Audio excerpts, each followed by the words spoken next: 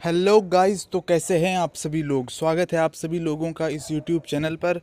आज की इस वीडियो में हम आपके लिए लेकर आए हैं क्लास 6 का एनसीईआरटी का पॉलिटिकल साइंस चैप्टर नंबर 1 और चैप्टर का नाम है अंडरस्टैंडिंग डाइवर्सिटी। और इसमें हम देखेंगे इस चैप्टर का सॉल्यूशन। ठीक है, सारे क्वेश्चन आंसर्स हम देखेंगे। तो शुरू करते हैं आज का लेसन। सबसे पहला क्वेश्चन है, draw up a list of different festivals celebrated in your locality. यानी आपसे कहा जा रहा है कि आप आपकी लोकेलिटी में आपके एरिया में जो जो फेस्टिवल्स मनाए जाते हैं उनकी एक लिस्ट बनाइए। ठीक है। Which of this celebrations are shared by members of different regional and religious communities. और उसके बाद आपसे पूछा गया है कि ये जो फेस्टिवल्स आपने लिखे हैं लिस्ट में, ये कौन कौन मनाते हैं, यानी कौन कौन से धर्मों के लोग मनाते हैं, कौन कौन से क्षेत्रों के लोग मनाते हैं। तो इसका सॉल्यूशन हम देख लेते हैं। इसका सॉल्यूशन होगा, इसका आंसर है होली। ठीक है। और होली को मनाते हैं हिंदूज़, सिख्स और जैन। फिर है दिवाली। दिवाली मनाते हैं हिंदूज़, सिख्स और जैन।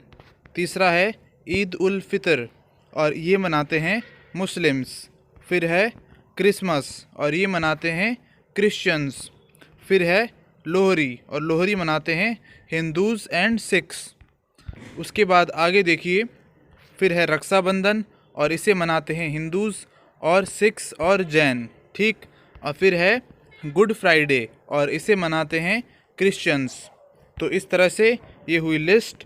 उसके बाद आप लिखेंगे, almost all the members of different communities in are neighbourhood share and celebrate these festivals. और उसके बाद कहा गया है, यहाँ पे आंसर में आपको ये लिखना है, इसका मतलब है कि ऑलमोस्ट यानी लगभग सारे जो मेंबर्स हैं डिफरेंट कम्युनिटीज़ के हमारे आसपास, वो लोग सब मिलजुल कर इन फेस्टिवल्स को मनाते हैं। यानी सिंपल भाषा में अगर मैं कहूँ तो इसका मतलब ये है कि हमारे आसपास जितने भी लोग हैं, चाहे वो किसी भी धर्म के हों, किसी भी जाति के हों, किसी भी नस्ल के हों, वो सब मिलकर साथ में इन सारे फेस्टिवल्स को मनाते हैं। इसके बाद देखते हैं क्वेश्चन नंबर 2 और ये है, what do you think living in India with its rich heritage of diversity adds to your life. तो इसमें आपसे पूछा गया है कि आप इंडिया में रहते हैं और इंडिया में बहुत ज़्यादा डाइवर्सिटी है। डाइवर्सिटी का मतलब होता है विभिन्नताएं। आप जानते होंगे कि आपके आसपास अलग अलग तरह के लोग रहते हैं। कोई हिंदू है, कोई मुस्लिम है, कोई सिख है, कोई जाट है ना। और दूसरी बात ये है कि ये लोग अलग अलग भाषाएं बोलते हैं, अलग अलग फेस्टिवल्स मनाते हैं। तो इस तरह से इनमें बहुत ज़्यादा क्या है, डिफरेंस है, यानी विभिन्नताएं हैं। तो इसे हम कहते हैं डाइवर्सिटी। तो इस तरह से इंडिया में बहुत ज़्यादा डाइवर्सिटी है। तो आपसे ये पूछा जा रहा है कि आपको क्या लगता है कि कैसे ये डाइवर्सिटी आपकी लाइफ को और बढ़िया बनाती है और भी ज़्यादा आपकी लाइफ को अच्छा करती है ना। तो इसका आंसर देखेंगे। इसका आंसर होगा, the rich heritage of diversity in India and riches our lives in many ways. इसका मतलब ये है कि जो इंडिया की जो डाइवर्सिटी है, जो विभिन्नताएं हैं, वो हमारी लाइफ को कई तरीके से बढ़िया करती है ना। तो कौन कौन से हैं ये तरीके देखते हैं। तो पहला तरीका है, we learn many things from each other. यानी हम एक दूसरे से बहुत सारी चीज़ें सीख सकते हैं, है ना। एंड शेयर आर एक्सपीरियंसेस, और अपने अनुभव, अपने एक्सपीरियंसेस एक दूसरे में बांट सकते हैं। हमारे एक्सपीरियंसेस वो जानेंगे, उनके एक्सपीरियंसेस हम जानेंगे। तो इस तरह से। ठीक। फिर देखते हैं दूसरा तरीका है, we celebrate different festivals together and learn different languages, cultures ETC. तो दूसरा तरीका ये है कि हम क्या करते हैं, हम आपस में बहुत सारे फेस्टिवल्स इस कारण मना पाते हैं। उनके फेस्टिवल्स हम मनाते हैं, हमारे फेस्टिवल्स वो मनाते हैं साथ में मिलके। तो इस तरह से हमें बहुत सारे फेस्टिवल्स, त्यौहार मनाने के मौके मिलते हैं। हमें अलग अलग लैंग्वेजेस, भाषाएं सीखने को मिलती हैं, अलग अलग कल्चर्स यानी संस्कृतियां हमें जानने को मिलती हैं। और तीसरा तरीका है a sense of friendship and unity develops which brings harmony and prosperity. यानी इसका मतलब ये है कि इन विभिन्नताओं से क्या होता है, एक दोस्ती का भाव बढ़ता है, ठीक है, एक फ्रेंडशिप बढ़ती है और एंड यूनिटी डेवलप्स, है ना, तो एकता भी बढ़ती है, फ्रेंडशिप बढ़ती है, यूनिटी यानी एकता बढ़ती है, और इससे क्या होता है, विच ब्रिंग्स हारमोनी, हारमोनी का मतलब है मेल जोल, है ना, तो इस सब के कारण लोगों में आपस में मेल जोल बढ़ता है, एंड प्रॉस्पेरिटी यानी समृद्धि बढ़ती है देश की। ठीक, तो ये है क्वेश्चन नंबर 2 का आंसर। फिर देखते हैं क्वेश्चन नंबर 3 और ये है do you think the term unity in diversity is an appropriate term to describe India. तो आपसे पूछा जा रहा है कि क्या आपको लगता है कि ये जो सेंटेंस है यूनिटी इन डाइवर्सिटी, ये सेंटेंस इंडिया को सही तरीके से डिस्क्राइब कर रहा है, अच्छे से इसको परिभाषित कर रहा है ना, क्या इंडिया के लिए यूनिटी इन डाइवर्सिटी कहना सही है।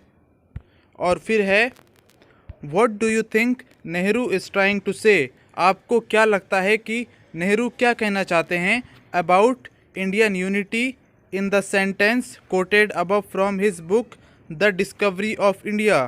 तो ये जो सेंटेंस है यूनिटी इन डाइवर्सिटी, ये कहाँ से लिया गया है, ये लिया गया है एक बुक से जिसका नाम है द डिस्कवरी ऑफ इंडिया, और ये लिखी है नेहरू ने, पंडित जवाहरलाल नेहरू ने, है ना।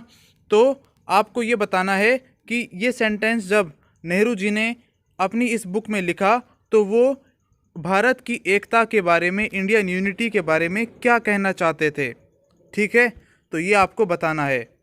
तो देखते हैं इसका आंसर।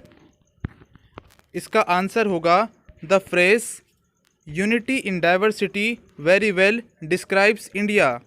तो इसका मतलब ये है कि जो ये सेंटेंस है, ये फ्रेज है यूनिटी इन डाइवर्सिटी, ये इंडिया को बहुत अच्छे से डिस्क्राइब करता है। यानी यूनिटी इन डाइवर्सिटी अगर हम इंडिया के बारे में बोलें तो ये बहुत सटीक, बहुत सही टर्म है, बहुत सही सेंटेंस है इंडिया के लिए। India is a land of various cultures.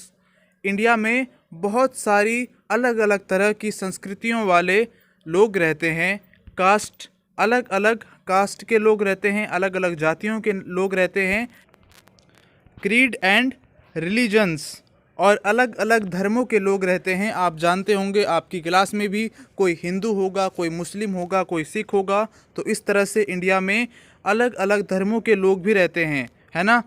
फिर देखते हैं still people live in harmony, और तब भी इस सब होने के इतना सब होने के बावजूद, इतनी विभिन्नताएं होने के बावजूद देश के लोग मेल जोल से रहते हैं, एंड ब्रदरहुड, भाईचारे से रहते हैं। ठीक, आगे देखते हैं दे सेलिब्रेट फेस्टिवल्स टुगेदर, ये सभी लोग साथ में त्यौहार मनाते हैं, and share their joys and sorrows together, और अपने सुख दुख बांटते हैं। Differences in terms of cultures, religions and languages add enchantment and spice to our lives, और जो ये डिफरेंसेस हैं, ये विभिन्नताएं हैं, ये डाइवर्सिटी है, ये क्या करती है, हमारी जो लाइफ है उसको और ज़्यादा मज़ेदार बनाती है, और ज़्यादा मसालेदार बनाती है, क्योंकि हमें अलग अलग चीज़ें करने को मिलती हैं, अलग अलग एक्सपीरियंसेस लेने को मिलते हैं, है ना, अलग अलग त्यौहार मनाने को मिलते हैं, तो इससे हमें और ज़्यादा मज़ा आता है अपनी लाइफ को जीने में।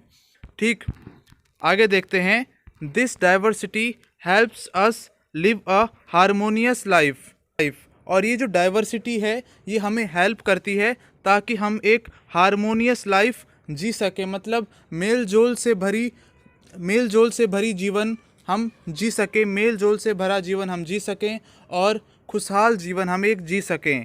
In fact unity in diversity is a base for Indian cultural nationalism, और जो यूनिटी इन डाइवर्सिटी है, ये जो सेंटेंस था, है ना, ये बेस है, ये आधार है फॉर इंडियन, भारतीय सांस्कृतिक राष्ट्रवाद के लिए, नेशनलिज्म के लिए। तो स्टूडेंट्स इसके बाद देखते हैं क्वेश्चन नंबर 4 और ये है Underline the line in the poem sung after the Jallianwala Bagh massacre which according to you reflects India's essential unity। ठीक है, तो क्वेश्चन का मतलब ये है कि जब जलियांवाला बाग मासैकर हुआ था, इसके बाद एक पोयम गाई गई थी और उस पोयम में से आपको एक लाइन आपको अंडरलाइन करनी है और लिखनी है जो इंडिया की यूनिटी को दर्शाता है, इंडिया की एकता को दिखाता है। ठीक है, तो जलियांवाला बाग मासैकर क्या है ये मैं आपको बता देता हूँ। तो हुआ क्या कि जब इंडिया में अंग्रेज़ों का शासन था, अंग्रेज़ों का राज था, तो उस टाइम जलियांवाला बाग नाम की एक जगह थी और वहाँ पे एक मेला हो रखा था। ठीक है, एक मेला चल रहा था और अचानक अंग्रेज़ आते हैं बहुत सारे और वहाँ पे भीड़ पर गोलियाँ चला देते हैं और बहुत सारे लोग इसमें मारे जाते हैं और यही है जलियांवाला बाग मासैकर। और इसके बाद एक पोयम गाई गई और उस पोयम में से आपको एक लाइन अंडरलाइन करनी है और लिखनी है जो इंडिया की एकता को दिखाती है। ठीक है, तो इसका आंसर होगा the line the blood of Hindus and Muslim flow together today reflects India's essential unity. तो वो लाइन है ये, the blood of Hindus and Muslim flow together today. तो ये लाइन है वो जो क्या करती है, इंडिया की एकता बताती है। इसका मतलब ये है कि द ब्लड ऑफ हिंदूज़ यानी हिंदुओं का खून एंड मुस्लिम्स और मुसलमानों का खून फ्लो टुगेदर टुडे आज एक साथ बह रहा है। तो ये लाइन जो है इंडिया की एकता बताती है, इंडिया की यूनिटी बताती है। ठीक है, और ये पोयम आपको आप ही की जो बुक है, इसका जो फर्स्ट चैप्टर है उसमें आप थोड़ा ढूंढेंगे तो आपको मिल जाएगी वो पोयम, तो उसमें से भी आप उसको अंडरलाइन कर सकते हैं। लेकिन यहाँ पे मैंने आपको डायरेक्टली वो लिखा हुआ वो लाइन बता दी है। इसके बाद अब हम देखते हैं क्वेश्चन नंबर 5 और ये है चूज़ अनदर रीज़न, यानी एक दूसरा एरिया ढूंढो in India and do a similar study of the historical and geographical factors that influence the diversity found there. तो आपको क्या करना है कि आपको एक एरिया ढूंढना है इंडिया में, फिर उसके बाद आपको उस एरिया के बारे में पढ़ना है और उसके बारे में रिसर्च करनी है। फिर आपको ये बताना है कि वहाँ के जो हिस्टोरिकल फैक्टर्स हैं, हिस्टोरिकल फैक्टर्स मतलब कि वहाँ पे किन किन लोगों ने राज किया, यानी पुराने टाइम में उस एरिया में क्या होता था। ठीक है, सिंपल भाषा में अगर मैं बोलूँ तो वहाँ पे पुराने टाइम में क्या होता था, कैसे कैसे लोग रहते थे, किस तरीके से अपना जीवन जीते थे। एंड ज्योग्राफिकल फैक्टर्स यानी जैसे कि उस एरिया में माउंटेन्स हैं या डेजर्ट है या प्लेन एरिया है या वहाँ पे बारिश होती है कि नहीं होती है, कितनी होती है ना। तो ये सारे होते हैं ज्योग्राफिकल फैक्टर्स। तो आपको बताना है कि ये हिस्टोरिकल फैक्टर और ज्योग्राफिकल फैक्टर उस एरिया में रहने वाले लोगों के जीवन में कैसे डाइवर्सिटी उत्पन्न करते हैं, विभिन्नताएं उत्पन्न करते हैं, डिफरेंसेस उत्पन्न करते हैं। ठीक, और आगे देखते हैं, are these historical and geographical factors connected to each other. और फिर आपको बताना है कि क्या ये हिस्टोरिकल और ज्योग्राफिकल फैक्टर्स जो हैं आपस में कनेक्टेड हैं, अगर हैं तो कैसे, हाउ। ठीक, तो इसका आंसर देखते हैं। इसका आंसर होगा सबसे पहले लद्दाख। तो ये एरिया मान लीजिए आपने ले लिया, ठीक है, आपसे एक एरिया ढूंढने के लिए कहा गया था तो आपने ले लिया लद्दाख। अब Ladakh is a desert in the mountains in the eastern part of Jammu and Kashmir. तो जो लद्दाख है वो एक डेजर्ट एरिया है, ठीक है, एक रेगिस्तानी एरिया है। कहाँ पे, जम्मू कश्मीर के जो माउंटेन्स हैं उसके ईस्टर्न पार्ट में, है ना। तो ये है लद्दाख। तो जो लद्दाख है इसमें यहाँ पे क्या है, डेजर्ट भी है, ठीक है, डेजर्ट भी है और यहाँ पे माउंटेन्स भी हैं। फिर देखते हैं, very little agriculture is possible here since this region does not receive any rain and is covered in snow for a large part of the year.